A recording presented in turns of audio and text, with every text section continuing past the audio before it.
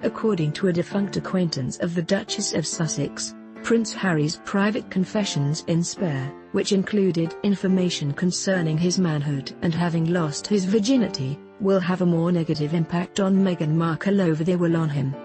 The confidential disclosures in Prince Harry's autobiography Spare, according to a longtime friend of Meghan Markle who collaborated with the Duchess of Sussex until she met him, will have a big effect on Meghan more than it would on Harry. Before Meghan befriended Prince Harry, according to TV broadcaster Nick, they were friends. Nick invited Meghan to televise the London Global Gift Gala at the Me Hotel on November 19, 2013, and Meghan accepted. According to the host of the royal program on Royalty TV and the Royal Box for Yahoo, Meghan is going to be more negatively impacted by the Spare reaction than the prince. According to him, the jokes made by A-list celebrities like James Corden and Trevor Noah following the release of the memoir undermine the pair and would have a big effect on Meghan. He warned Express. The prince revealed personal information to the book's ghostwriter, J.R. Moehringer, including the tale of his first sexual encounter, which took place in a field across a bar. He also talked about trying to treat frostbite on his genitalia using a lotion his mom used on her face. Famous comedians have made jokes about the pair after the discoveries. An edition of South Park, an animated sitcom notorious for mocking celebrities like Tom Cruise and Oprah Winfrey, focused on Harry and Meghan. The program made fun of the pair, showing Prince Harry, in one iconic scene, pushing his blue penis against a window and pleading for solitude. The Prince Harry-inspired persona decides he no more desires to be a brand towards the conclusion of the episode. The character played by Meghan Markle, who is his wife, remains silent.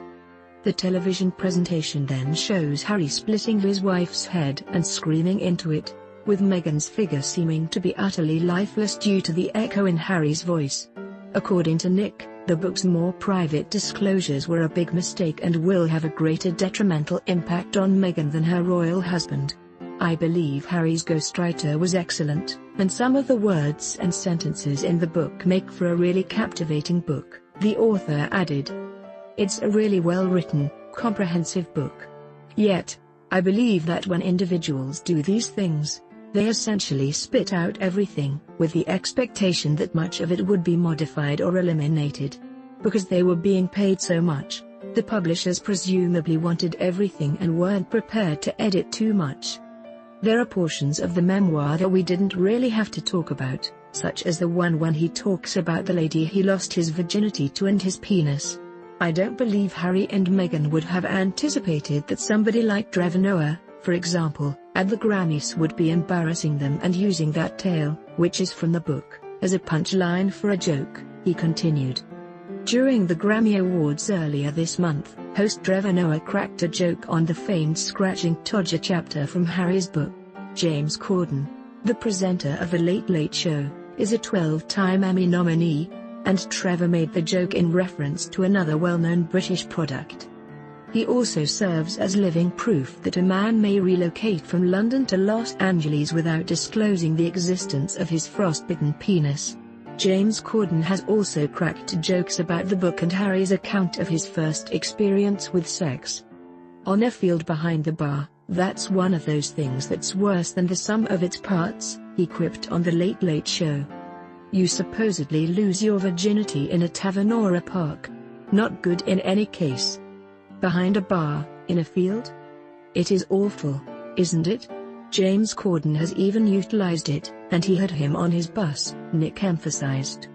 The royal expert was referring to a segment on James Corden's The Late Late Show in which Prince Harry and James Corden participated in the Spartan Race obstacle course, rode around in an open-top bus, and visited the Bel-Air residence. Nick said, I think there's been a serious error of judgment on their part. And I think that's because they don't have the correct people around them. They are no longer surrounded by Sunny Sacks and perhaps some extremely good advisors. So they're doing something right, but do I believe it weakens them? As far as the publishers are concerned, they wanted their money back and they got it back, and they earned more from it than any other book this year or this decade, I guess. I believe it has, and I believe Meghan will be far more affected than Harry.